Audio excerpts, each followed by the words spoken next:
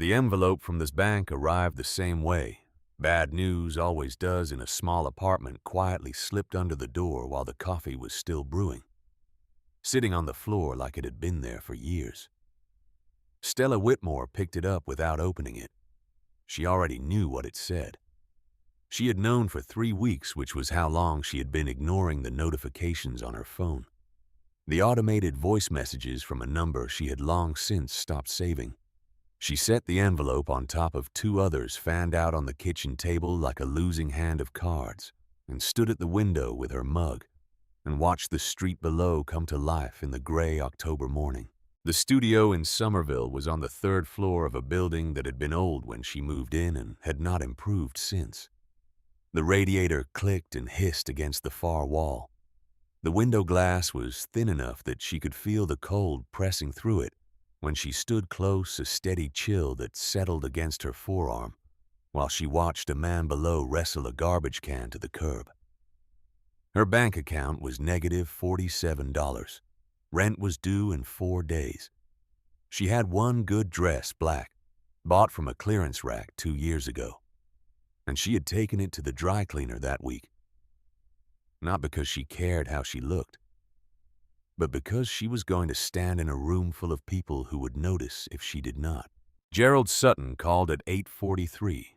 He had the voice of a man who had delivered bad news so many times it had become a kind of music to him, smooth and measured and utterly without warmth. 2 o'clock, he said. She said she would be there. He said good and hung up before she could ask anything else, which told her most of what she needed to know about how the afternoon would go. She stood in the bathroom and looked at herself in the mirror for a long time. Not out of vanity, out of something closer to the way a man checks the tread on a tire before a long drive, not expecting to find anything good, just making sure nothing is about to give way entirely. She looked tired. She had looked tired for so long that it no longer surprised her. What surprised her some mornings was that tired was the only thing she saw. No anger anymore. Anger required a kind of energy she had spent down to nothing somewhere in the 2nd year. 2 years ago, on a Tuesday night in January, she had been mopping the bathroom floor of the Whitmore estate at 3 in the morning when her phone lit up with missed calls. 4 of them all from Bradley. She had looked at the screen and set it face down on the edge of the sink and kept mopping. The floor was white tile and it showed everything. Dorothy had been apologetic that particular night in the way she sometimes was during the bad stretches, aware enough of what was happening around her to be embarrassed by it, which Stella had always thought was the cruelest part. Not the work itself, the awareness, the way Dorothy would grip her wrist sometimes after and say her name in a voice that was entirely present, entirely herself, as if she were apologizing for a stranger's behavior. She had not called Bradley back that night. She had not called him back the following morning either. He had not called a 3rd time. The Christmas before last, he and Vivian had come on the 23rd, because they had plans elsewhere on the actual day. Vivian brought a box of chocolates, expensive, wrapped in gold foil, and left them on the kitchen counter without mentioning them. Bradley stood in Dorothy's room for 11 minutes. Stella counted not out of spite, but because she had learned to measure time differently in that house, in small, precise units, the way you do when you are responsible for everything that happens inside them. When Bradley came out, he looked at Stella with an expression she had thought about many times since, not unkind, not guilty. Just the faint assessment of someone noting a condition they had no intention of changing. "You look tired," he said. She said she was fine. He nodded as though she had confirmed something he already believed, and then Vivian said they had a dinner reservation, and they left. The chocolates were still in the box when Dorothy died. Stella had thrown them away without opening them. She put on the black dress and left the apartment at 11:30 to give herself time to walk part of the way because she could not afford another subway fare, and the cold air helped her think. Boston in October had a particular quality to its light, pale and sidelong, coming in low off the harbor, turning everything it touched the color of old photographs. She walked with her hands in her coat pockets and thought about nothing deliberate, which was a skill she had developed in the same way she had developed the skill of sleeping in 2-hour increments out of necessity without credit.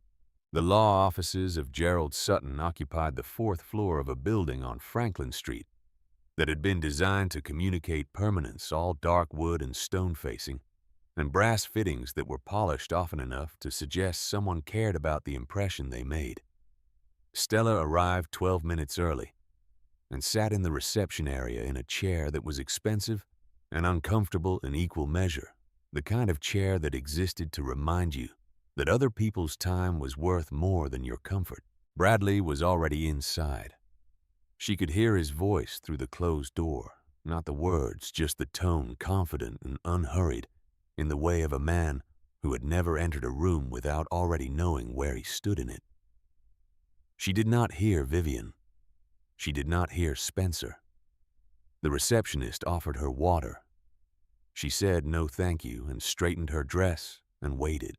Gerald Sutton opened the door himself and gestured her in with the expression of a man conducting a procedure. The room held the smell of old paper and expensive leather, and something underneath both of those that Stella had always thought of as the smell of decisions being made about other people's lives. Bradley stood near the window in a suit that had been made for him specifically, the kind of fit that announced itself without announcing itself. He turned when she came in. For a moment, just the two of them, before Vivian appeared from the far side of the room and Spencer materialized from somewhere near the bookcase. Bradley looked at her with something she had not expected. Not pity, not the satisfaction she had been steeling herself against. Something quieter and harder to name, something that sat in the space between recognition and regret. She did not need it, he said. His voice was low. You know how to do that. The way he said it was not cruel. It was almost worse than cruel. It was the way you speak to someone you have already decided you cannot help. She did not answer him. There was nothing useful to say, and she had stopped keeping words in reserve for conversations that would not change anything. Vivienne crossed the room and touched her arm briefly, a gesture that had the shape of warmth, without any of the substance. Spencer stood near the far wall with his hands in his trouser pockets and said nothing. He was 46 and had the look of a man who had spent years developing the ability to occupy a room without drawing attention to himself, which Stella had always assumed was simply his nature. She looked at him now and found him looking not at her, but at Bradley, steadily, without apparent emotion, the way a man watches a door he expects someone to come through. Gerald Sutton cleared his throat and they all sat down. The reading took 41 minutes. Sutton had a gift for pacing these things so that each item landed before the next, began a lawyer's understanding of how information should be deployed. Stella listened with her hands folded in her lap and her back straight, and her face doing nothing she had not given it permission to do. The Chestnut Hill mansion went to Bradley. The primary stock portfolio. The commercial property in Manhattan. She heard the numbers and let them pass through her without stopping. She was not surprised by the numbers. She had not come here expecting numbers. The jewelry collection, including a sapphire parure of considerable historical provenance, went to Vivian, who made a sound of controlled delight and did not look at Stella. Spencer received a trust fund structured to provide comfortably for the rest of his life, which was what Dorothy had always said she would do for him. So that was simply a thing confirmed. Sutton paused. He looked down at the document in his hand, then back up a pause just long enough to be noticed. To my granddaughter Stella. He read for her steadfast presence during my twilight years. I leave the contents of the safe in the eastern attic, specifically the iron strongbox and all the weight it represents. Bradley made a sound. It was short and sharp, and he caught it almost immediately, but not quite. Vivienne pressed her lips together and looked at the middle distance with an expression she had clearly prepared for the occasion. Sutton reached beneath his desk and lifted something onto the polished oak surface with both hands, setting it down with a dull and heavy sound that traveled through the furniture and into the floor. Stella looked at it. The box was roughly the size of a small microwave oven. It was the color of a thing that had spent decades in the wrong kind of dark black in some places, brown in others, with patches of verdigris where brass met iron and something had gone wrong over time. An oversized padlock hung from the front clasp, rusted solid, as decorative now as a painting of a door. The thing looked like it had been dug out of a riverbed. It looked like it had no business sitting on a lawyer's desk in downtown Boston. It looked like nothing. Vivienne said in a voice calibrated perfectly between mockery and sympathy that it was very rustic, that it suited a certain aesthetic. Her voice had the practiced warmth of someone who had rehearsed kindness until it sounded like the real thing, which was exactly what made it land the way it did. Bradley stood and buttoned his jacket. He said something about the symbolism of heavy and burdensome things, and looked at Stella while he said it in the manner of a man making a point he considered irrefutable. Stella stood up. She walked to the desk and placed both hands on the surface of the box. The metal was cold and rough against her palms. She looked at Sutton and asked if there was a key. He said there was not, that Dorothy had delivered it in precisely this condition 3 weeks before she died with no key and no further instructions. She lifted it. The weight hit her like a correction. Not enormous, but dense in a way that was different from ordinary heaviness, something about the distribution of it. The way it sat in her arms with an authority that metal of its apparent condition had no right to possess. The edges caught the fabric of her dress as she adjusted her grip, pulling at the cheap weave. She held her head level and walked out of the room. She did not look at Bradley. She did not look at Vivienne. She looked at the door and then through it and kept walking. Behind her in the hallway, she heard footsteps. She turned to find Spencer at the end of the corridor, not following her exactly, simply standing there. He was not looking at the box. He was looking at Bradley, who had appeared in the doorway of Sutton's office with his jacket buttoned and his expression arranged. And the way Spencer was looking at him had no anger in it, and no satisfaction, and nothing that Stella could immediately name. It was the look of a man who has been waiting a very long time for something he always knew was coming, and now that it is here, feels no particular pleasure about being right. She turned away and walked to the elevator. The subway home took 40 minutes. She stood for the first part of it, the box against her chest, before a man in his 70s, work-worn hands and a grocery bag on the seat beside him, looked up at her and shifted his bag without being asked. She sat down across from him and put the box on her lap, and the man looked at it once without curiosity or judgment. The brief assessment of someone who has carried heavy things himself and recognizes the posture it produces. Then he looked away. She found that she could breathe again. Her phone rang when the train was pulling into Davis. She looked at the screen. Bradley. She let it ring to voicemail. Then, because the worst part of knowing someone your entire life is that you understand their silences as well as their words, she called back. His voice had changed. In the office, it had been smooth managed, everything in its right place. Now there was something underneath it.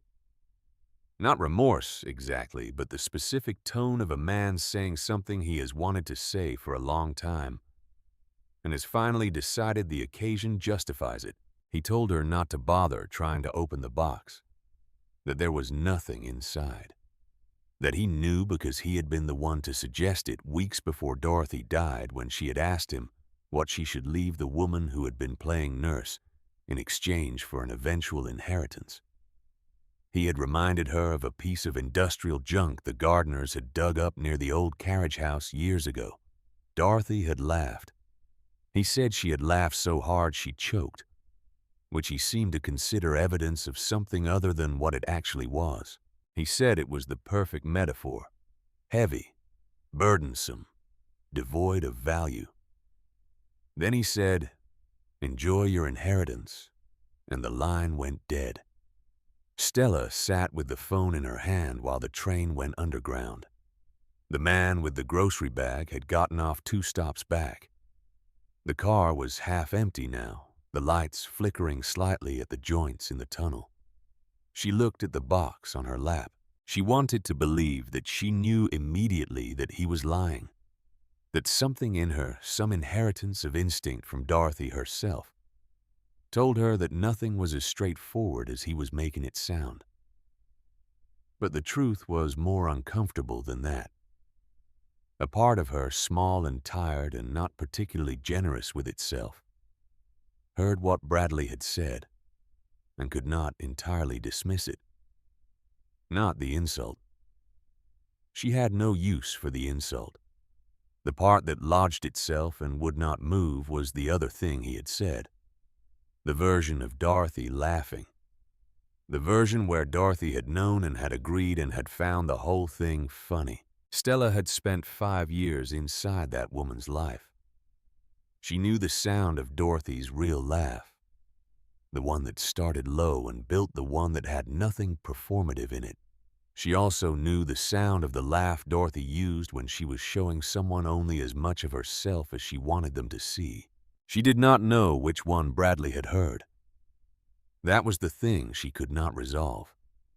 And she sat with the weight of the box on her thighs all the way to the end of the line, and made only one decision, small and quiet, and entirely her own. She was going to open it before she concluded anything. The studio felt smaller than usual when she got home.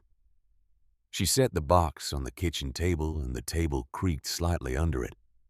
And she stood back and looked at the two of them together, the cheap particle board and the black corroded iron, and thought about how much of her life had been like that. Nice things placed on surfaces that were not built to hold them. June Holloway knocked at 9:15. She had a pizza from the place 2 blocks over, and she had not called ahead because June never called ahead when she knew the answer would be no, which was something Stella had long since stopped resenting, because it was also the reason June was still there when most other people had gradually gently made themselves unavailable. June put the pizza on the counter and looked at the box on the table and did not say anything right away, which was unusual. June was a woman who processed information by talking, who turned things over in sentences the way other people turn them over in silence. She had been an investigative reporter for 11 years, and before that, a researcher for a federal inspector general's office, and before that, the kind of student who asked follow-up questions until teachers started calling on other people. She was not quiet. Her being quiet now had weight. She sat down at the table and looked at the box for a long moment. Then she said it was not ordinary scrap. Stella said she knew that was what it was supposed to be. June said that was not what she meant. She said it slowly, the way she said things when she was thinking faster than she was speaking. That there was a difference between something made to look like nothing and something that actually was nothing, and that whatever this was, it had been made. Deliberately. By someone who understood the difference between the two. Stella looked at her friend across the table. June was not speaking as a friend now. She was speaking as someone who had spent a decade learning to see through surfaces, who had built a career on the specific skill of recognizing when the apparent version of something was a construction. And she was looking at this rusted iron box the way she looked at documents that contradicted themselves. They opened the pizza and ate standing up the way they always had, and then June said, with the pizza box still open between them, "I need you to clean it, a section of it, right here near the lock, and I need you to do it now before you talk yourself out of it." Stella found an old toothbrush under the sink, baking soda from the back of a cabinet, A bottle of oven cleaner she had bought in a moment of domestic optimism and never fully used. She brought them to the table and sat down and started working at the surface near the front clasp below the rusted padlock, where the grime was thickest. It resisted. For the first 10 minutes, it resisted completely, coming off only in flakes that went black and greasy on the cloth she was using, revealing nothing underneath but more of the same. Her arm ached. The smell of the cleaner was sharp in the small apartment. June sat across from her and did not say anything and did not look at her phone, which for June was the equivalent of holding a vigil. Then the cleaner found something beneath the oxidation. A patch of metal no larger than a playing card cleared itself of a century of surface and caught the light from the overhead bulb and did not behave the way iron behaves. It was pale gray and heavy-looking in a way that was different from the darkness around it. And it did not tarnish as she watched. It did not dull in the open air, the way iron or brass or even silver would. It sat there and held its own light like a secret it had been keeping for a long time without effort. Stella stopped moving the toothbrush into that cleared section of metal cut with a precision that would have been extraordinary. Even with modern tools was an engraving. An eagle double-headed, its wings open in opposite directions. Beneath it, coiling upward to meet it from below, a serpent with narrow wings spread against its body. Around both of them, a ring of thorns. And below all of it, 3 letters pressed deep into the metal, as though someone had wanted to be certain they would survive whatever the object itself survived. FHB June leaned over the table. She had her phone out now, and she was taking photographs close and careful.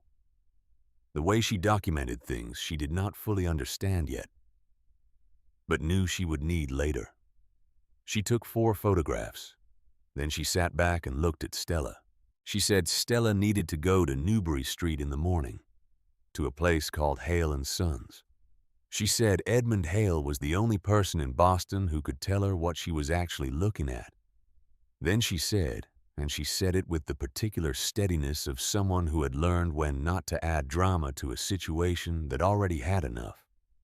Do not let him know. You do not know what it is worth. Stella looked at the letters in the metal. The engraving was microscopic in its precision, each line clean-edged as though the tool that made it had never slipped, had never needed a second pass. Whatever had made this had been made with the understanding that it would last, with the conviction that someone would eventually look. She reached out and touched the edge of the cleared section with one finger, the tip of her index finger lightly, and the metal was cool and faintly smooth and solid in the way that only a very few materials are solid, the way that makes you understand what the word dense actually means. She did not sleep that night, the way she had been sleeping for most of the last year, which was to say she did not fall under the moment she stopped moving. She lay in the dark with the box on the table 20 feet away and listened to the radiator, and felt for the first time in a very long time something that was not dread or exhaustion or the vague dissociated numbness that had become her default state. She was not sure what to call it. It was not hope exactly. It was something more like attention. The feeling of a question that is worth asking. She had carried heavy things for 5 years. She had carried them without complaint and without credit, and without knowing whether any of it had meant what she needed it to mean. She had stood in the lawyer's office that afternoon and taken the weight of this box into her arms and walked out into the world with it, and she had not put it down once. She did not know yet what she was holding, but she had stopped believing it was what they said it was. And in the dark of the smallest apartment she had ever lived in, with the oven cleaner still faint in the air, and the cold pressing through the thin window glass, that was enough. That was the first solid thing she had had to stand on in longer than she could easily remember. She closed her eyes and held on to that. and somewhere in the hour before the city began to wake, she finally slept, deeply and without dreaming. The box sat on the kitchen table in the dark and said nothing and weighed what it had always weighed, and for the first time since it had been placed in her arms, that weight felt less like a punishment and more like a question waiting to be answered. Edmund Hale had appraised more than 40,000 objects in 30 years. He had held authenticated Flemish miniatures worth more than most houses. He had identified a Roman bronze that a family in Brookline had been using as a doorstop. He had sat across the table from grief and greed and ignorance and the particular species of hope that sends people into antique shops with their grandmother's belongings wrapped in newspaper.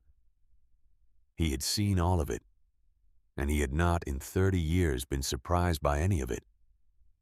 This is what Stella Whitmore did not know when she walked through the door of Hale & Sons on a Tuesday morning with a canvas bag cutting into her shoulder and a face that had not fully slept. She also did not know that Edmund had been in the shop since 6 that morning. She did not know that he had been there in the dark for the first hour, sitting behind his counter with the overhead lights off, and only the display cases glowing softly around him, their contents lit from below like exhibits in a museum of other people's histories. She did not know what he had been thinking about. She would not know until he told her himself which he would do before the morning was over. Not because she forced him to, but because he was a man who had made a decision in the dark and needed to say it out loud to make it real. The shop on Newbury Street occupied the ground floor of a brownstone that had been doing something dignified since before the Civil War. Climate-controlled air, the smell of beeswax and old vellum glass cases holding pocket watches and illuminated manuscripts, and a Meissen porcelain figure of a shepherd that Stella nearly walked into when the heavy door swung closed behind her. Edmund Hale stood behind the main counter, adjusting his reading glasses, tall and lean in a tweed waistcoat. The practiced stillness of a man who had trained himself not to react to things until he understood them. He looked at her. He looked at the canvas bag. His expression did not shift, but something in his posture did a slight settling the way a man moves when he has already decided how a conversation will go and is simply waiting for it to begin. She said she had an item, that she needed it assessed, or at minimum she needed to know whether it had salvage value. He told her they did not operate a salvage yard. He mentioned a scrap dealer in Southie with the precision of a man who has used the same deflection so many times it has become automatic. Then he told her the consultation fee was $400. She said she did not have $400. He looked at her for a moment that was longer than the situation seemed to require. Then he said, to put it on the counter. She unwrapped the towel from the box and set it down, and the glass top of the counter creaked slightly under the weight, and Edmund's eyes went to the box and stayed there. He reached into his vest pocket for his jeweler's loop. He leaned in with the unhurried efficiency of a man performing a task he has performed 10,000 times.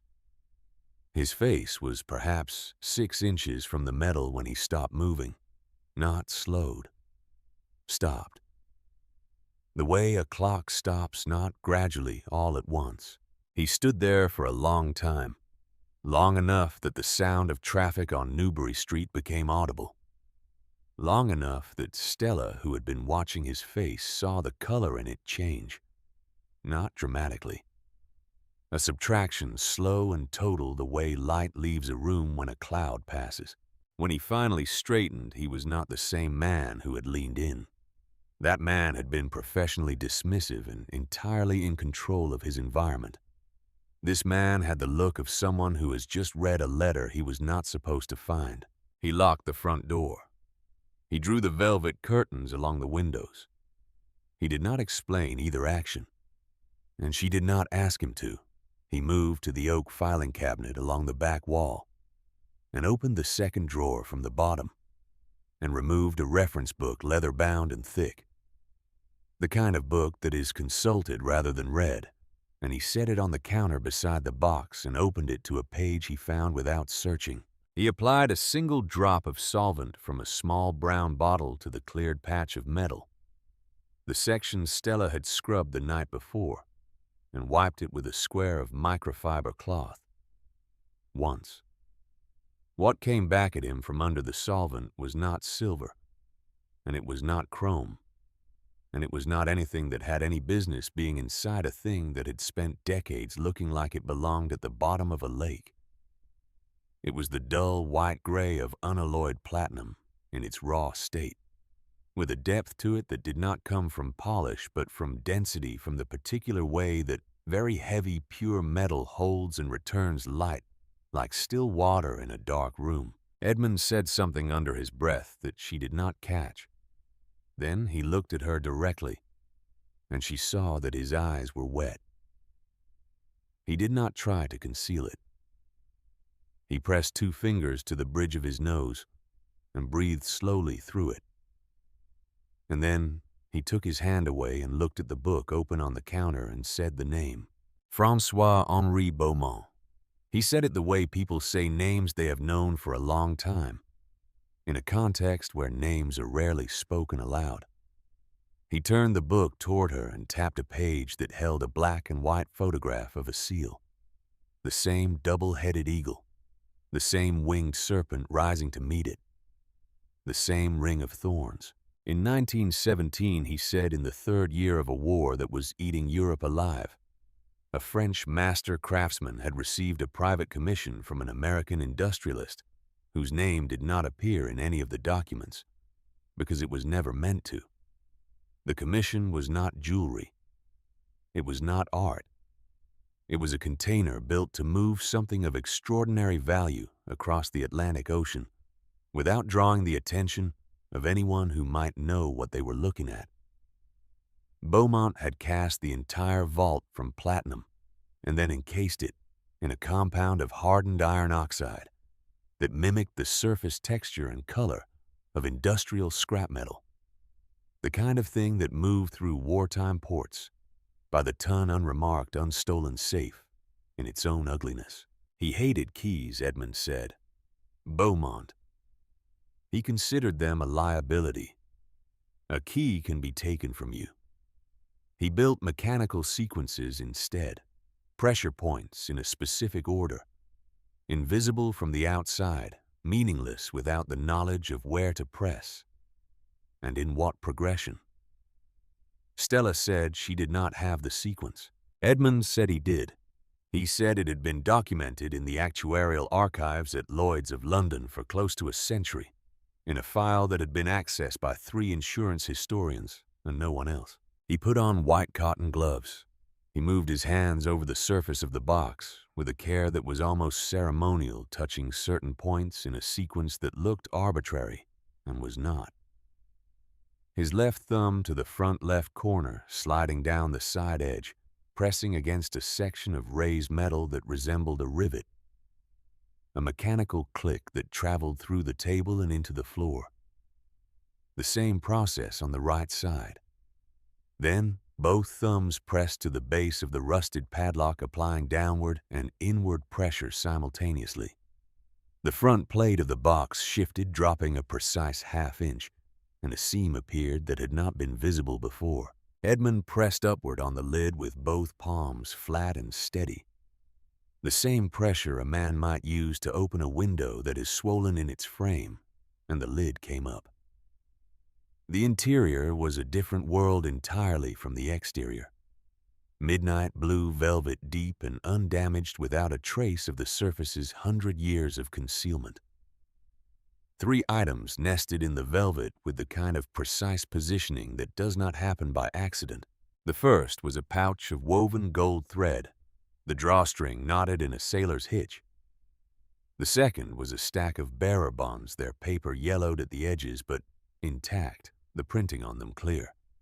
The third was an envelope of heavy cream stock sealed with crimson wax, bearing an impression Stella recognized without needing to examine it closely. The Whitmore family seal, the one Dorothy had used for correspondence her entire adult life. Edmund lifted the gold pouch first with both hands and set it on the jeweler's tray he had produced from beneath the counter.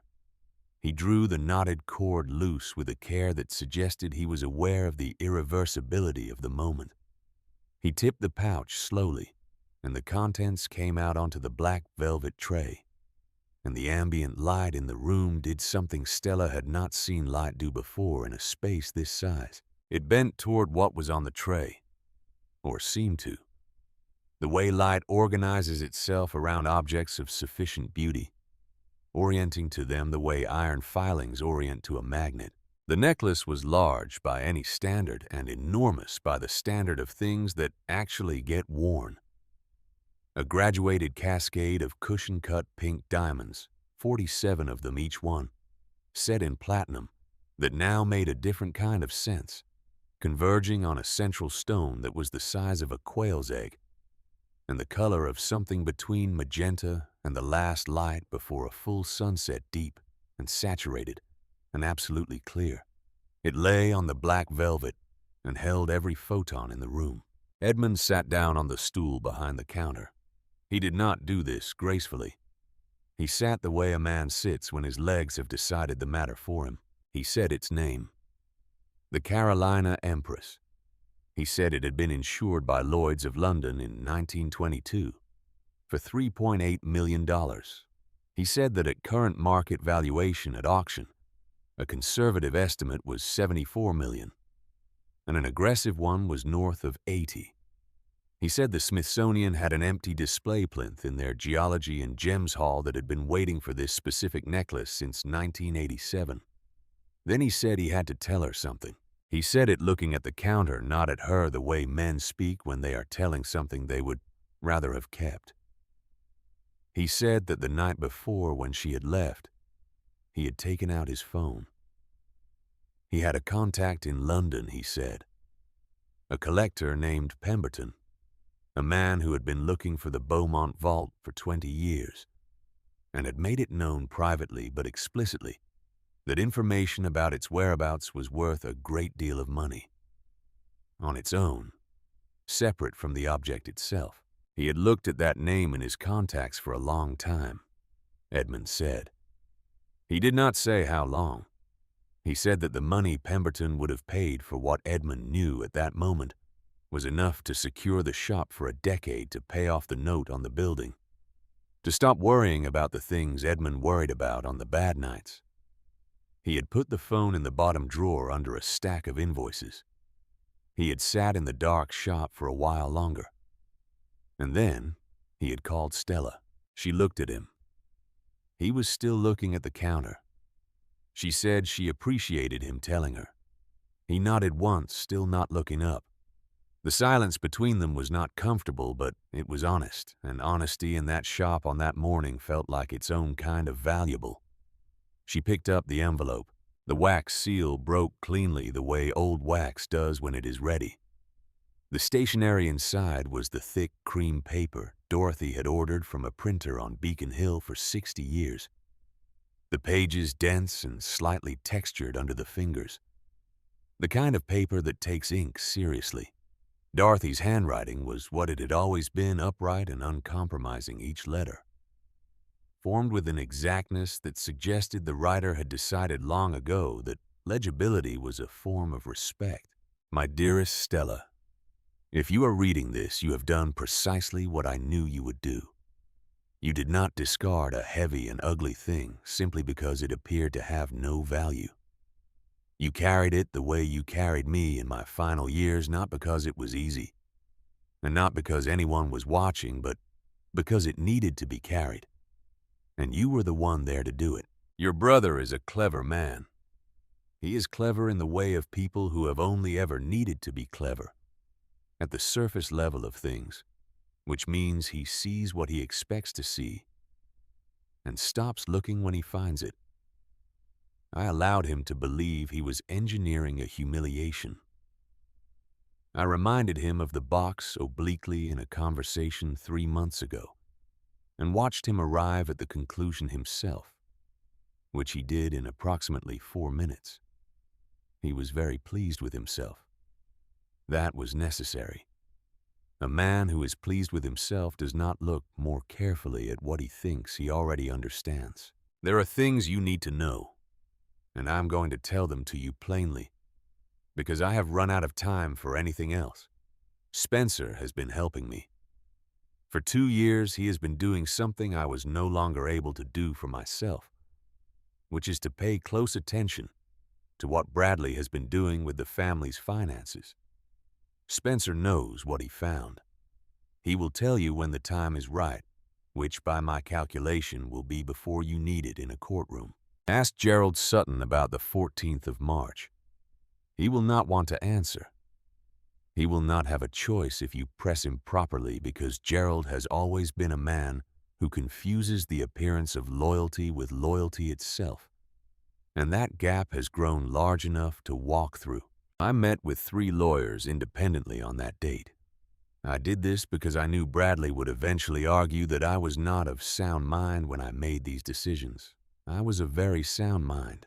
I was in fact the most deliberately and carefully sound I have been in years, because I knew exactly what I was doing. And I needed the documentation to prove it. The bearer bonds are yours outright. The platinum, once separated from the compound casing by a conservator, will be valued separately. These things are straightforward. What is not straightforward is the piece of paper you will find beneath the velvet lining of this box, which Spencer signed as a witness and as a notary, because Spencer has been a licensed notary in the Commonwealth of Massachusetts for 11 years, and no one in the family ever thought to ask him what he did with his time. Take care of yourself now. You have earned the right. All my love, Dorothy. And then in smaller letters below the signature, as though it had been added separately and at a slightly different moment, do not trust him. No name, no clarification.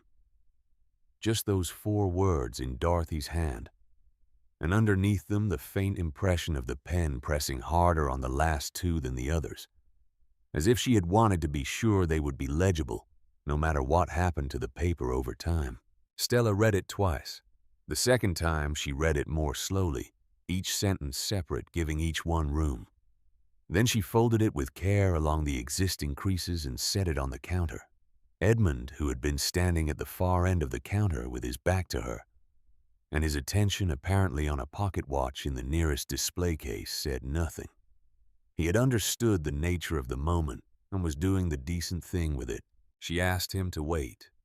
She reached into the box, into the velvet lining, pressing her fingers along the bottom edge, the way you press the seam of an envelope to check whether it is empty. The velvet gave slightly under pressure at the lower left corner. She pressed more firmly and felt something separate from the lining itself. Something flat and folded held against the platinum floor of the box by the same kind of thinking that had hidden the box from the world for a century. The understanding that the most secure hiding place is the one that requires you to already believe there is something worth finding. She drew it out. A single folded sheet, the same cream stock as the letter, but smaller the writing on it, in 2 hands. Dorothy's and another she recognized from a Christmas card 2 years ago. The handwriting of someone who printed in careful block letters as though uncertain whether cursive would be legible to the recipient. The document was brief and formally structured, a single page, covering the transfer of control of an account number at First Cayman Trust to Stella Ann Whitmore. The sum listed in figures that she read and then read again. $4.2 million. The language precise and unambiguous in the manner of someone who had written legal documents before and understood where the vulnerabilities were. 2 signatures at the bottom. Dorothy's dated 10 months ago. Below it, Spencer's in the block print she recognized. And in parentheses in his hand, a single line that had not been asked for, but had been offered anyway. Mr. Henry taught me right. He was the best man I ever knew. She stood with the document in her hands in the quiet of the curtained shop and understood that Henry Whitmore, Dorothy's father, dead since 1991, had been teaching people things for longer than anyone in the family had fully appreciated. Edmund, who had turned back at some point during her reading, was looking at the document in her hands with the expression of someone who has seen extraordinary things before and has learned not to perform his reactions to them. He said quietly and without embellishment that she needed a lawyer. Not tomorrow. Today. Her phone rang 20 minutes later in the cab she had taken because Edmund had called it for her and refused to hear otherwise. June's name on the screen. She picked up, and June was already talking the way June talked when she had been awake working for a long time and had found what she was looking for, and could not moderate her own voice about it. She had been in the Maritime Archives since 6 that morning. She had pulled the Whitmore Maritime shipping records going back to 1915 on the strength of the photograph she had taken of the FHB engraving, which had matched a reference in a Lloyd's of London historical digest. She had accessed through the university library database at 4 in the morning when she could not sleep. In the Whitmore Maritime Cargo Manifest for the autumn of 1919, she had found an entry. 1 iron industrial crate, no commercial value, consignee, T.E. Whitmore, Beacon Hill, Boston. Alongside the printed entry in ink, a different color from the surrounding text, a handwritten notation. Handle personally. Do not warehouse. The signature was T.E. Whitmore, in a hand that meant what it said. Theodore Edmund Whitmore, June said. Dorothy's grandfather. The man who founded the shipping company.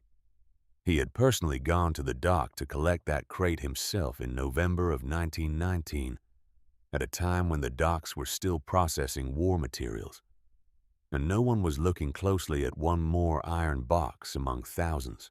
June said it slowly, and then said it again in case Stella had missed part of it. The box had been in the Whitmore family for over 100 years. Dorothy had not been given it. Dorothy had not discovered it. Dorothy had known what was inside it her entire life, or at least from the age at which her father Henry, who would have been told by Theodore, had chosen to tell her. There was a silence on the line, and June let it exist for a moment before she said what came next. She said that Dorothy had waited for years, possibly for decades, had watched the family around her and waited for someone she trusted enough to give it to, had seen what Bradley became and what Vivian was and what Spencer had the potential to be with the right encouragement, had spent 84 years inside this family with a secret that was worth more than most small countries' annual budgets, and had held it quietly without it changing her, without using it as leverage or comfort or weapon, had waited for Stella. The cab moved through downtown traffic, the driver's radio playing something low and indistinct. Stella looked out the window at the buildings going past, the regular stone and glass of a city that did not know and did not need to know what was happening in the back of this particular vehicle on this particular morning.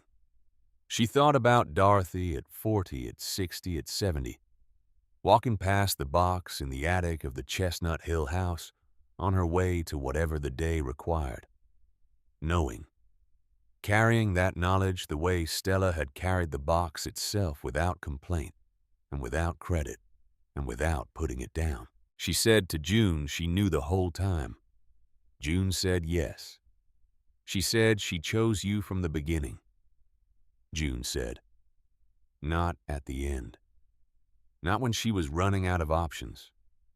From the beginning. Stella closed her eyes, and the cab kept moving, and she did not say anything else for the rest of the ride. The room at the Four Seasons had been arranged by Sotheby's paid as an advance against the assessment, which Edmund had initiated with 2 phone calls before she left the shop.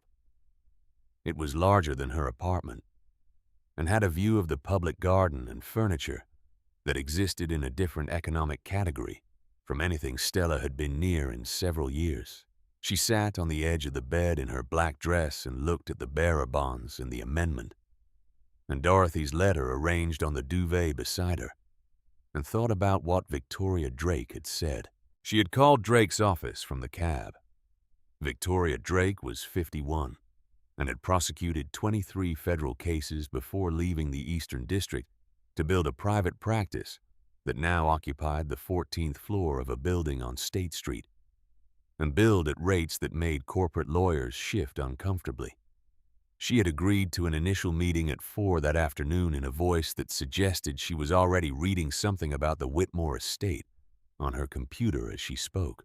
The meeting had gone as Stella expected it to go for the first 20 minutes. Drake was a compact woman with gray at her temples and the eye contact of someone who had learned to read the difference between what people said and what they meant.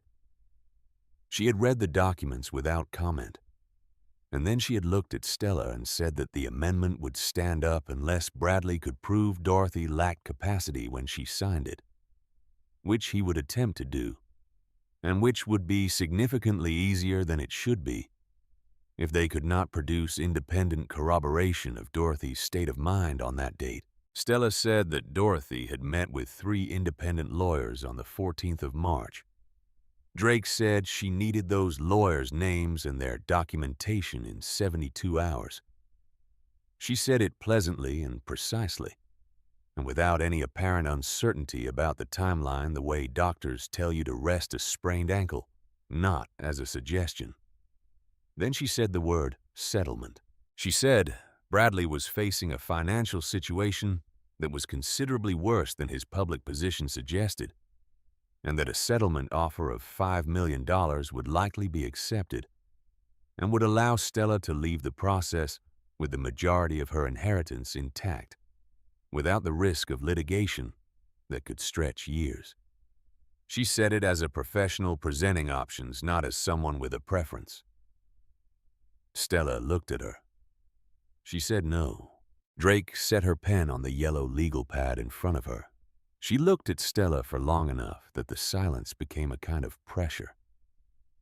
Then she said, if we proceed to litigation and we lose because we cannot document your grandmother's capacity, you will receive nothing. Not $5 million. Not $1. She said it without drama, but without softening either, the way you tell someone about a structural problem in a house they are thinking of buying. Stella said she understood that. She said that if she accepted $5 million and walked away, Gerald Sutton would continue practicing. Bradley would not face the consequences for what he had done with Dorothy's signature. The people who had helped him would not be named. She said that was not something she was willing to trade for comfort. Drake looked at her for another long moment. Then she said that she would need the 3 lawyers' information in 72 hours. She said Stella should call if she found it, and hang up if she did not. She walked out of the office into the elevator and pressed the button for the lobby and stood there alone in the small rising space, and did not feel triumphant or terrified. She felt clear, the way you feel after a long fever. Finally breaks, not well yet, but no longer confused about what is real. Spencer came to her room that evening without calling first, which told her something about how thoroughly he had been watching the shape of the day. He knocked at 8. He came in without the demeanor of someone arriving to explain himself, which would have been the wrong approach and which she suspected he knew. He sat in the armchair near the window and she sat on the edge of the bed, and he placed a photograph on the low table between them. Dorothy, perhaps 45 years old, standing in a library she recognized as the Chestnut Hill house, beside a heavy oak table on which the iron box sat. She was laughing, not politely. Deeply, the full laugh, the one that started low and built the real one, the one Stella knew. Her hand was resting on the top of the box, with the ease of someone resting their hand on the shoulder of an old friend. He said that Henry Whitmore, Dorothy's father, had told Spencer about the box when Spencer was 12 years old. Henry had been 63 that year, and had been a merchant marine captain before arthritis took him off the water, and he had said it the way men of that generation said important things plainly, without theater, sitting in the library of the Chestnut Hill house on a Sunday afternoon, with a cup of coffee going cold. He had told Spencer because Spencer was the only child in the family who sat still long enough to listen. And because Henry believed that every important thing needed at least one person to carry it forward. Spencer said that Henry had told him this will belong to the right person someday. Not the richest, not the most important, the one who can hold something heavy long enough to find out what it is. He reached into his jacket and placed a small envelope on the table beside the photograph. Inside, he said, were the names and contact information of the 3 independent attorneys who had met with Dorothy on the 14th of March.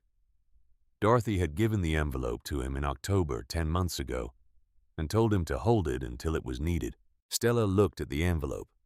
She looked at him. She said you could have given this to Victoria Drake this afternoon. He said he had wanted to give it to Stella first. He stood to go. At the door, he stopped and looked back at her, and she asked the question she had been carrying since the lawyer's office 2 days ago. She said the last line of the letter. Do not trust him, no name. She asked if he knew who Dorothy meant. He looked at her steadily. He said he knew. He said it, and then he said nothing else and opened the door and walked out into the corridor, and she stood in the middle of the hotel room with the envelope in her hand and the photograph still on the table and Dorothy's letter beside it. The last 4 words sitting there without a name attached to them, and understood that her grandmother had done this intentionally, had left the blank space on purpose, had trusted Stella to find the answer herself with exactly the tools Dorothy had spent 84 years quietly assembling and placing in the right hands. She picked up the phone and called Victoria Drake. It was past 9 in the evening, and Drake answered on the second ring, which told Stella something about the kind of lawyer she had hired. She said she had the documentation. Drake said to bring it in the morning. Stella said she would.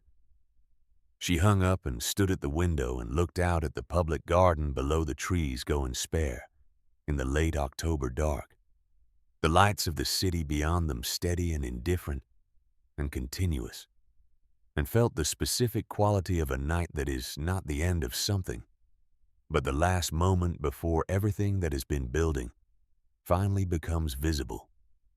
She had 72 hours of preparation ahead of her. She had an opponent who was well-funded and well-advised, and whose entire inheritance depended on dismantling what Dorothy had built. She had a letter with a warning that named no name. She had Spencer, who knew something he had not yet said aloud, and who had chosen with the patience of a man trained to collect evidence and wait for the right moment to wait a little longer. And somewhere in that arithmetic, in the space between what she knew and what was coming, she was certain of only one thing. Dorothy had seen all of this, had calculated it, had trusted that the answer to every obstacle would be found by the person she had chosen carrying the weight, looking closely, refusing to put it down. Bradley Whitmore arrived at the Four Seasons at 11 in the morning with 2 lawyers, Gerald Sutton and Vivian, who had dressed for the occasion in a way that communicated she understood this was a performance and had decided to play her part with full commitment. Bradley himself wore the expression of a man who had spent the night converting his anger into something more useful, something colder and more precise. He knocked on the door with the knuckle of his index finger. A single sharp rap. The knock of a man who considers the act of waiting an imposition on his own time. Stella had been awake since 5. She had showered and dressed and eaten a room service breakfast she barely tasted, and had sat with Victoria Drake in the small sitting area of the suite for 2 hours going through documents, in the methodical way that Drake approached everything.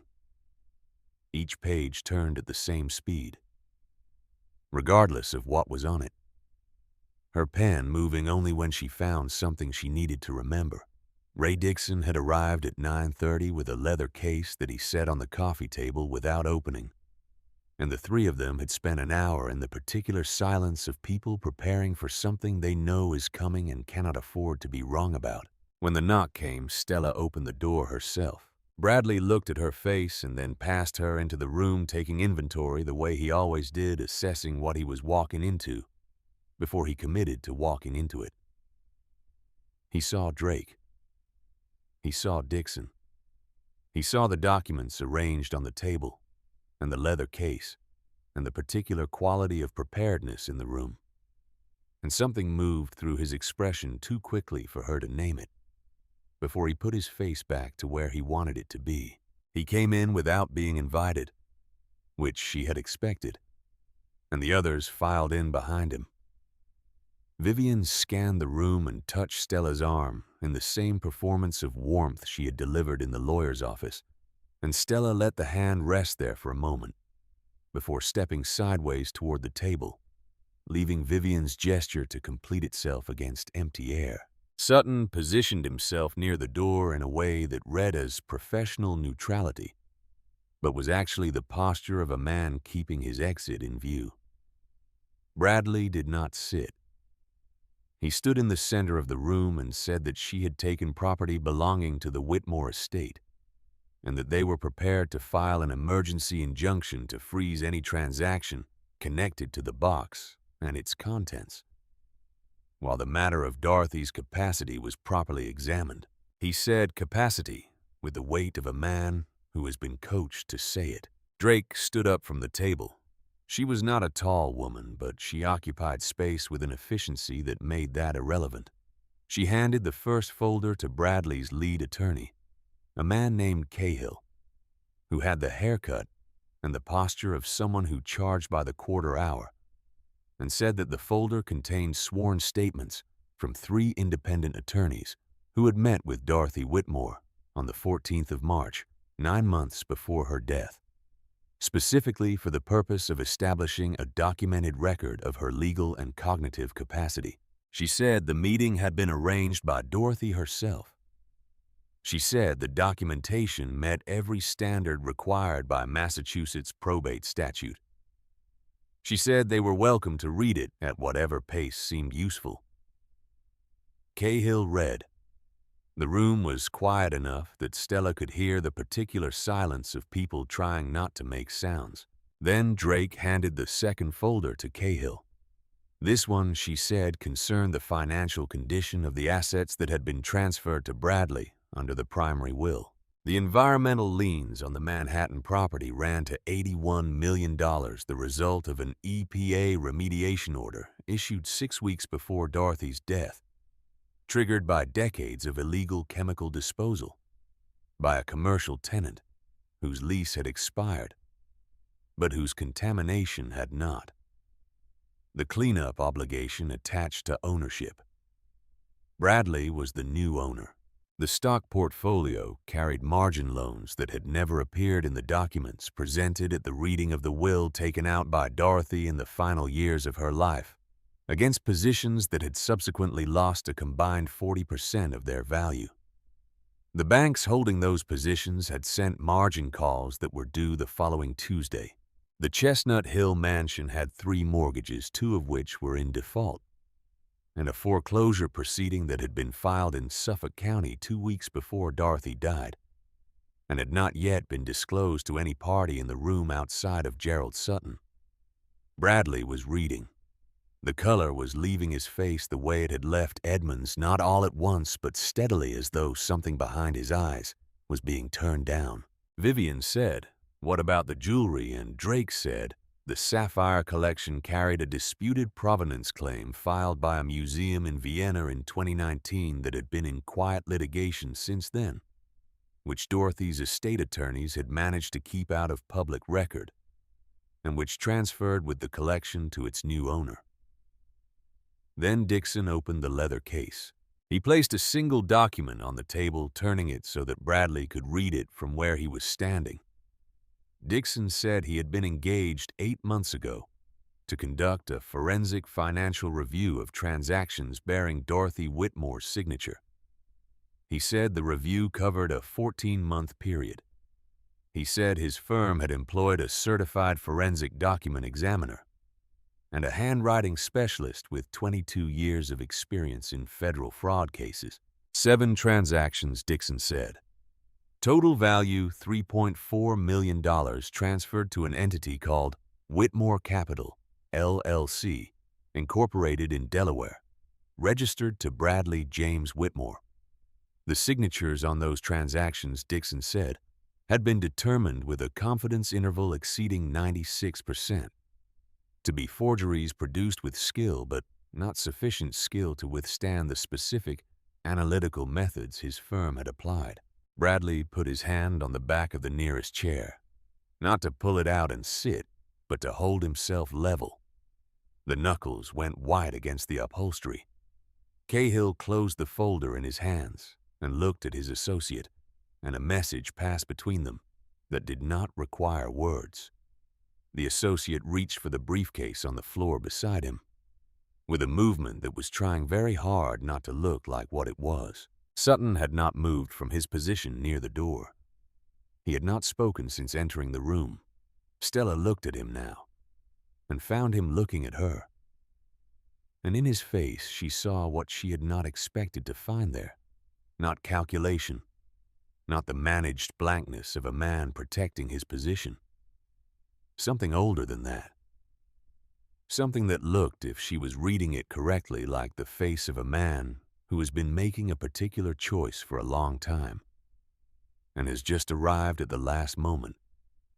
It remains possible to make a different one. He said her name, just her name, the way Dorothy used to say it when she had something she needed Stella to hear. He said that Dorothy had not been a woman you could deceive without her consent. He said it to the room, not to any particular person in it, in the tone of a man reciting a fact he should have acted on years ago. Then he picked up his briefcase and opened the door and left. No one called after him. Bradley was still holding the back of the chair. The room had gone very still around him, the particular stillness of a scene whose momentum has shifted so completely that everyone present is recalibrating without quite knowing they are doing it. He looked at Stella. Not at Drake. Not at Cahill. At Stella. He said, did she know? Not aggressively. Not as an accusation. In the voice of a man asking a question he actually wants the answer to. Stella said, Dorothy knew everything, Brad. He stood with that for a moment. Then Vivian said his name in a voice stripped of its earlier performance, just 2 syllables with the specific inflection of a woman realizing the life she has been living is a building, and the foundation just shifted. And Bradley let go of the chair and followed her to the door. And Cahill and his associate followed them, and the room had 4 fewer people in it than it had 10 minutes ago. Drake looked at Dixon. Dixon looked at the document on the table. Drake said they had work to do.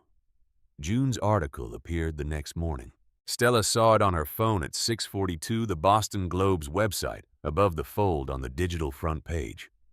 The headline was direct and unambiguous in the way June wrote headlines, which was to say, it told you exactly what you were about to read and made you want to read it anyway. The photographs were 3, the cleared section of the box with the FHB, engraving a copy of the 1919 manifest entry with T.E.E. Whitmore's handwritten notation, and the photograph of Dorothy laughing beside the box in the Chestnut Hill Library, her hand resting on its surface with the ease of old familiarity. Stella called June. June answered before the second ring. She said she knew Stella was calling. She did not say she was sorry, which Stella had expected, and which, now that she was actually on the phone with her, she found she did not particularly want. Stella said she had not agreed to this. June said that was true. She said that Bradley's legal team had spent the previous afternoon making calls to 2 other journalists feeding a version of events in which Stella was a financially desperate woman who had taken advantage of a dying woman's confusion, and that by morning that version would have been the one with a 24-hour head start on every outlet in the city. She said she had to move first. She said she had not used anything Stella told her in confidence. She said every fact in the piece came from the Maritime Archives, from the Lloyds of London Historical Record, from the public documentation at Hale & Sons, and from Edmund Hale himself, who had agreed to be quoted by name. Then she said, "Look at the title." Stella looked.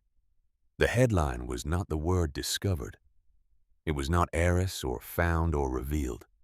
The verb June had chosen in the headline, and in the first sentence and in the final paragraph, was carried.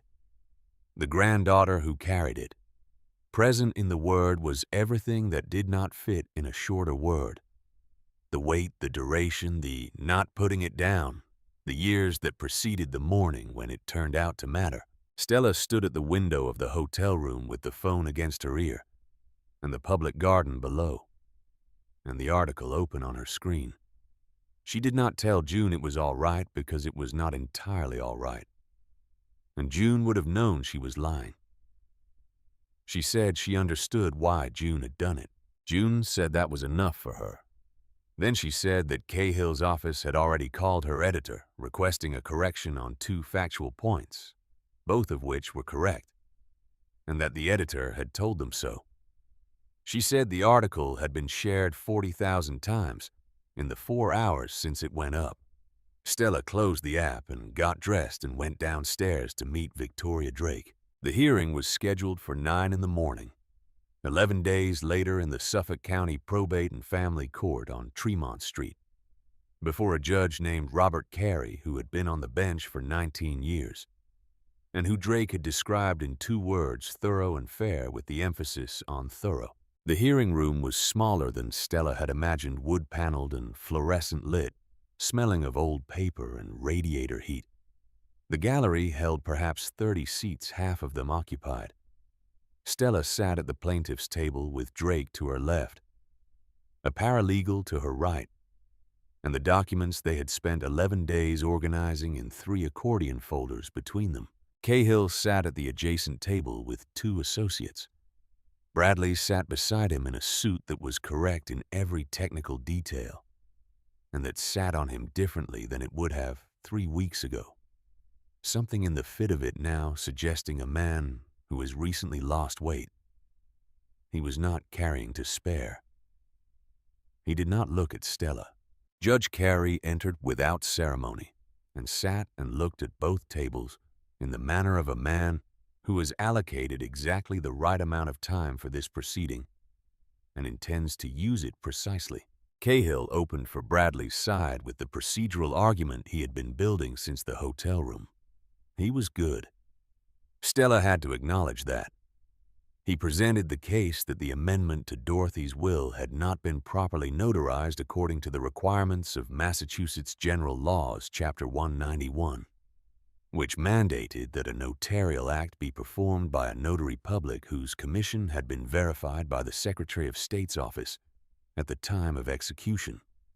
He had documentation that the amendment bore Spencer's signature and that Spencer had not been listed in the publicly accessible notary database until a renewal the following April. It was a narrow argument and a technical one, but narrow and technical was exactly what you needed when the substantive case was going against you. And Carey listened to it with the concentration of someone who understood its implications. Drake rose and presented the 3 independent attorney statements and the medical documentation and the forensic analysis of Dorothy's handwriting on the amendment, which confirmed it had been produced without tremor or hesitation. She was thorough, and she was precise, and she addressed every element of Cahill's argument with documents. Carey looked at the notarization issue. He set it directly the question of whether the amendment had been executed with a properly commissioned notary was a threshold matter. He looked at Drake and said she needed to address it. Drake sat down. The room was quiet. Not the anticipatory quiet before a verdict, the specific quiet of a moment that has gone sideways from the expected direction. Stella looked at the table in front of her. She looked at the 3 accordion folders. She thought about Dorothy in the library with her hand on the box and the full, deep laugh. She thought about Henry Whitmore on a dock in November of 1919 writing "Do Not Warehouse" in ink that had lasted 100 years. She thought about Spencer at 12 years old, sitting still long enough to hear an old man say something that mattered. A chair scraped in the gallery. Spencer stood up. He said, "Your Honor," and Carrie looked up from the papers before him. Spencer said he wished to provide testimony relevant to the notarization question. Carrie asked him to identify himself for the record. Spencer said his name, his relationship to both parties, and then he said that he held a Massachusetts Notary Public Commission, had held it continuously for 11 years, and that his commission number was CW4471B. Cahill said that the public record showed a lapse. Spencer said there had been an administrative error in the Secretary of State's database during a software migration in the spring, which had temporarily removed several thousand active commissions from the searchable index. He said this had been documented and corrected. He set a folder on the clerk's desk and said it contained his original commission certificate, 2 renewal certificates, the correspondence from the Secretary of State's office acknowledging the database error, and the correction notice restoring his listing to the active index. He said Dorothy had known he was a notary. He said she had specifically asked him to serve in that capacity because she understood that his signature as a notary gave the amendment its legal standing, and that she had understood this clearly and had planned accordingly.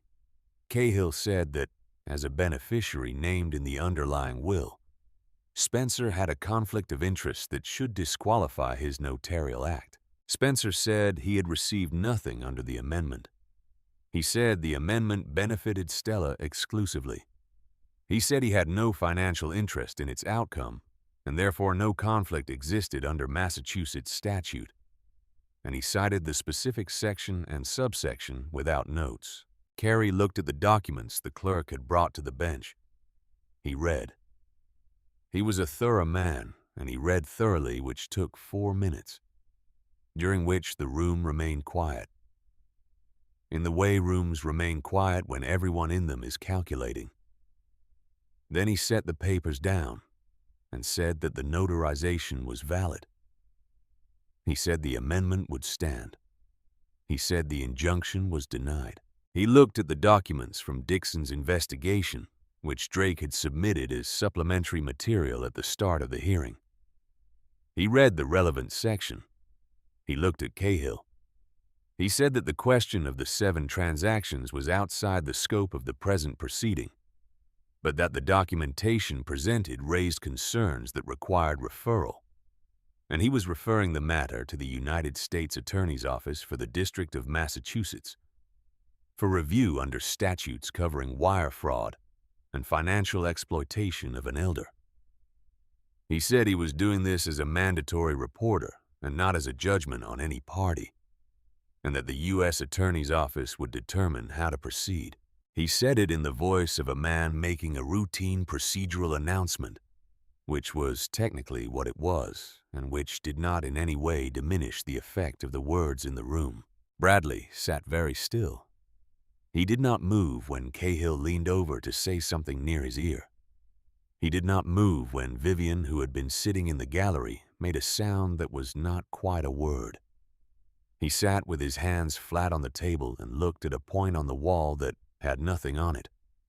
And Stella, watching him from 12 feet away, thought about what he had said to her in the hotel room, that single unguarded question, did she know? She thought Dorothy had probably known him better than he had ever allowed himself to be known, had seen the fear underneath the cleverness and the loneliness underneath the performance, and had loved him in the precise and unsentimental way Dorothy loved things accurately, without illusion. And from a distance, that was the exact size of the damage he was capable of doing. She thought that was its own kind of grief. Carrie struck the bench once with his gavel and closed the file and stood up, and the proceeding was over. Spencer was waiting in the corridor when she came out, standing against the wall, with his hands in his coat pockets, watching the door. Drake came out behind Stella and looked at Spencer and said that she wanted his curriculum vitae in her office by Friday, and he said he would have it there Thursday. Drake walked toward the elevator and Spencer watched her go. Stella stood beside him for a moment. She asked him what her grandmother had said when she asked him to do this. He said that Dorothy had called him in on a Thursday afternoon in October 2 years ago and poured them both a cup of coffee and sat across from him at the kitchen table in the Chestnut Hill house and told him that she had a problem she needed a professional to solve and that she was not able to hire a professional she did not trust. She had said that the Whitmore family had produced in his generation 2 people she fully trusted, and that one of them was Stella, who needed to be kept out of it until the right moment, and that the other was him. He said she had pushed the coffee toward him and said, "I am not asking you to do anything illegal. I am asking you to do the hardest thing, which is to watch and wait and not intervene until intervening will actually help." He said he had asked her how he would know when that moment came. She had said, "You will know because Stella will have already stood up on her own. Wait for that. Everything else follows from that." Stella looked at the window at the end of the corridor, the November light coming in sideways, the courthouse across the street with its stone face unchanged by the morning's proceedings. She said to Spencer the last line of the letter, "Do not trust him." She said she had been trying to understand it for 3 weeks. Spencer looked at her steadily. He said the line was not about Bradley. He said Dorothy had known exactly what Bradley was and had planned around him precisely. He said the line was about Sutton. He said that Sutton had known about the 7 transactions for 14 months, had seen the documents come through his office in his capacity as a state attorney, and had made a choice not to act on what he saw. He said the word trust was the right word for what Sutton had violated, because Sutton had not been an active participant in the fraud, only a man who had watched it happen and said nothing, which was a different kind of betrayal, but a betrayal nonetheless, and Dorothy had wanted Stella to know it. He said Dorothy had said Gerald will protect himself before he protects anything else. When the moment comes, watch his hands. People show you who they are in their hands, before their face. Stella thought about Sutton reaching for the door handle in the hotel suite, the way his hand had found the knob before he made the decision to leave. Dorothy had known that too. Had known it years before the morning it became visible. 3 months passed in the way that months pass after sustained intensity, quickly and quietly, the world resuming its ordinary pace with an indifference to the drama that had just moved through it, that Stella found more comforting than she expected. The federal investigation was ongoing and not something Victoria Drake would let her discuss. Bradley had moved out of the Chestnut Hill house, which was in active foreclosure proceedings, and was living in a rental in Cambridge that Stella knew about only because June had mentioned it, and then immediately said she should not have. Vivian had filed for divorce in the first week of December quickly, and without apparent difficulty, as though she had kept the paperwork somewhere accessible. Sutton's name appeared in a Bar Association notice in November, a disciplinary inquiry, the language neutral and procedural and entirely clear about what it meant. Edmund Hale sent a letter typed on Hale & Sons letterhead, 3 paragraphs formal in its structure and entirely genuine in its content. He described his behavior on the night after Stella's first visit to his shop as a failure of the standard he held himself to. He did not qualify it or contextualize it. He said what he had nearly done and why he had not done it, and that he was glad he had made the right choice, and aware that being glad was not the same as the choice having been easy. He offered his assistance in any professional capacity connected to the authentication process, without fee. Stella read it twice and then wrote him a reply that was shorter than his letter, and said what she meant, which was that she accepted his account of himself and that she appreciated the effort it had taken to write truthfully about a moment he would have preferred to have happened differently. She did not tell him she trusted him. That would have been a different letter for a different time. The Smithsonian ceremony was not large. It was held in a room adjacent to the Janet Annenberg Hooker Hall of Geology, Gems, and Minerals on a Tuesday morning in January, attended by Dr. Patricia Gallagher from Sotheby's and 3 curators from the museum, and a small number of people who had been involved in the authentication process, and a reporter from the Washington Post who had been given 30 minutes of access and had agreed to hold the story until after the formal transfer. Gallagher had been this person who called Stella in September, after the initial assessment, with the final valuation numbers, reading them from a document, in the flat voice of someone accustomed to saying large figures aloud. The Carolina Empress at auction, Gallagher had said, would bring between $78 and $84 million, with her personal estimate at the higher end, given the specific quality of the central stone, which she described as among the 10 most significant natural pink diamonds in recorded provenance. Stella had said she would not be selling it at auction. There had been a pause on the line. Gallagher had said she understood that was a personal decision and had asked what Stella was considering. Stella had said she was considering the Smithsonian. She had said that her grandmother had believed the necklace was too significant to belong to any one person, had believed that.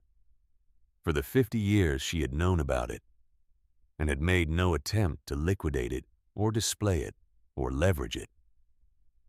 She said that was the clearest instruction Dorothy had ever given her, not in the letter and not in the amendment, but in the simple fact of a woman who could have changed her circumstances at any point and had chosen not to.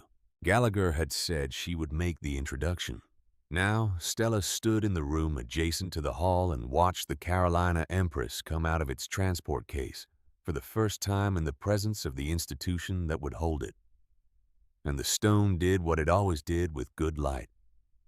Organized everything around itself without appearing to try the magenta depth of it, catching the overhead fluorescence and returning something richer than it had been given.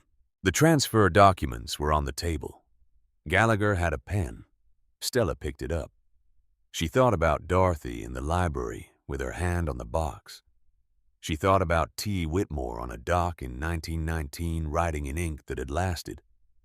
She thought about Henry Whitmore telling a 12-year-old boy that the right person would come, and that the right person would be the one who held it long enough to find out what it was. She signed the document. The Carolina Empress, including all associated historical documentation, was transferred to the Smithsonian Institution in perpetuity as the Dorothy Whitmore Collection, in memory of Henry Whitmore. She kept the vault. The platinum, cleaned by a conservator and assessed separately, had been acquired by a private collector through Hale & Sons for $1.7 million. The bearer bonds had been redeemed. The account at First Cayman Trust had been transferred. After taxes and legal fees and the costs of the preceding 3 months, which had been considerable, she had arrived at a number that was not the $80 million that the headlines would describe in the days that followed. It was $9 million and change. It was enough to pay back every debt she had accumulated in 5 years to return to her program at Columbia, with no financial pressure attached to the decision to buy a small house in a neighborhood where the window glass was thick enough to keep the cold outside, and to never again stand at a clearance rack with a funeral in 3 days. It was more than enough. It was exactly enough, which was different. Gallagher was signing her own portion of the transfer documents when she lifted the transport case to set it aside and paused. She turned it upside down and looked at the interior of the base. Then she looked at Stella. She said there was something on the bottom, not inside the velvet lining.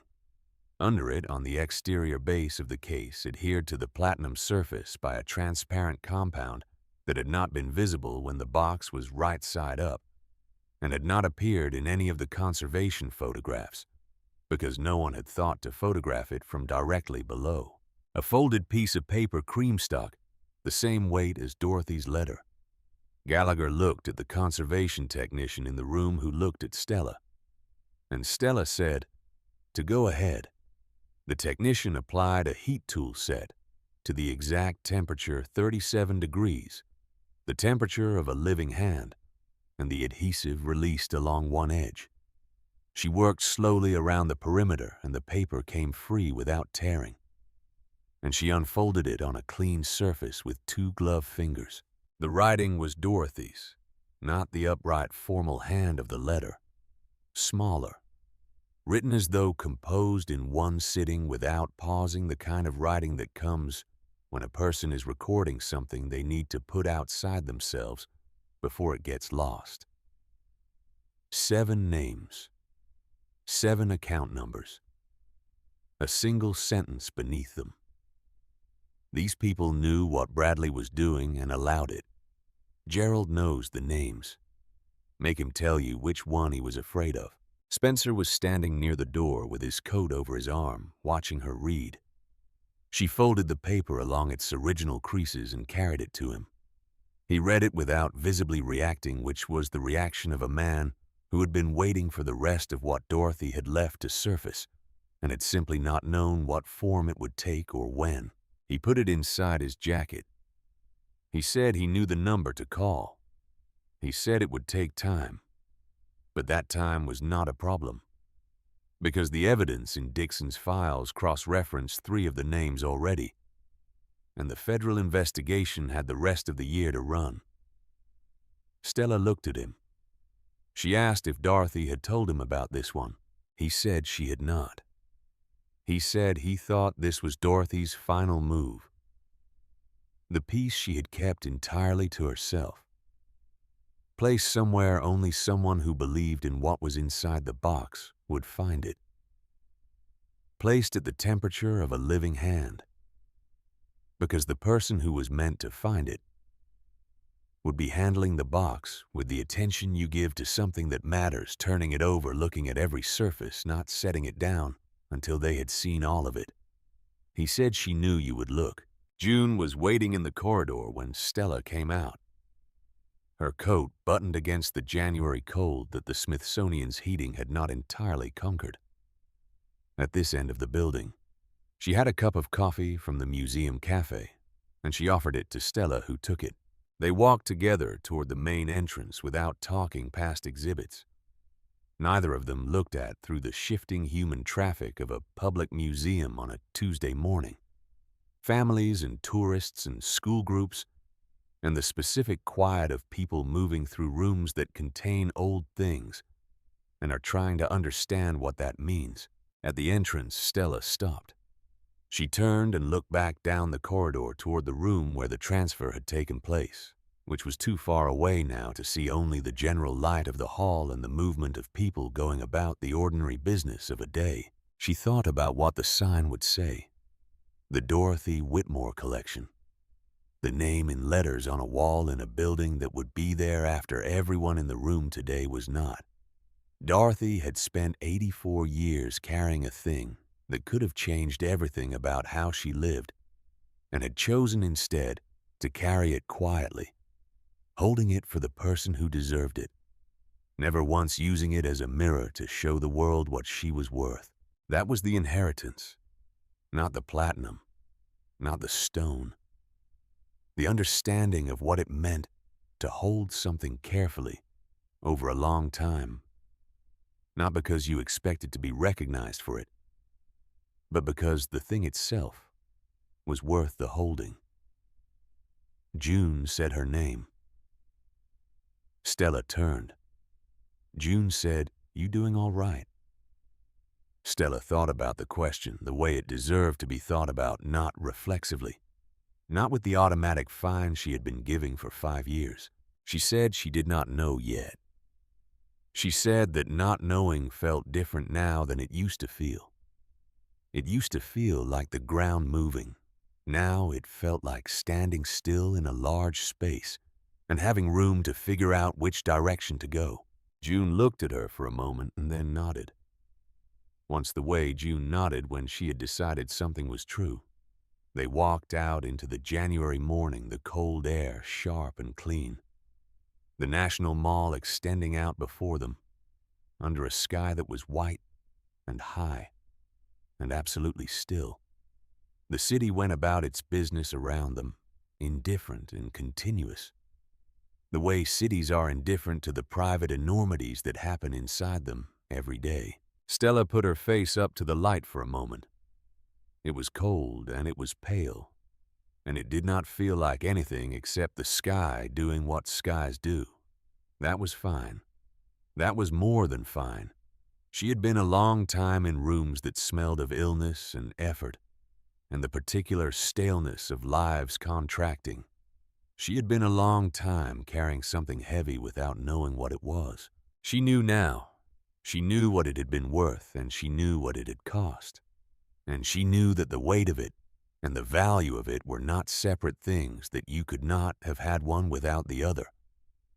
That Dorothy had understood this in the way you understand things that have been true your whole life, and have simply been waiting for the right moment to become visible. She took a breath of January air and let it out slowly. Behind her, through the stone walls of the building, in a climate-controlled room at precisely the right temperature for the preservation of irreplaceable things, the Carolina Empress sat in its display case and held whatever light was given to it and returned something richer than it received, as it had always done, as it would go on doing long after the names on all the documents had faded into the category of history for anyone who walked through that room and stopped long enough to look.